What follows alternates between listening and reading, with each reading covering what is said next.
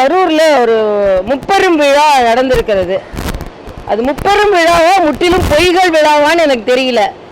ஏதோ மத்திய அரசு கொடுமைப்படுத்தி கொண்டிருப்பதை போலவும், தமிழகத்தில் உரிமைகள் எல்லாம் பறிபோய் கொண்டிருப்பதை போலவும், தமிழகத்திற்கு இவர்கள் தான் இந்த உரிமையை வாங்கி கொடுப்பதற்காக போராடி கொண்டிருப்பதை போலவும் ஒரு மாய தோற்றத்தை முதல்வர் ஸ்டாலின் ஏற்படுத்தி இருக்கிறார். இது வன்மையாக கண்டிக்கத்தக்கது.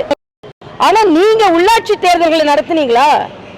ஆக மக்களின் உரிமையை, கிராமத்து மக்களின் உரிமையை திராவிட முன்னேற்ற கழகம் பறித்து கொண்டிருக்கிறது. இவங்க மாநில உரிமையை பற்றி பேசிக் கொண்டிருக்கிறார்கள். அது மட்டுமல்ல, ஏதாவது அடக்குமுறையா திணிப்புகள் நடைபெறுகிறதா? என்ன திணிப்பு, என்ன அடக்குமுறை நடைபெற்று கொண்டிருக்கிறது?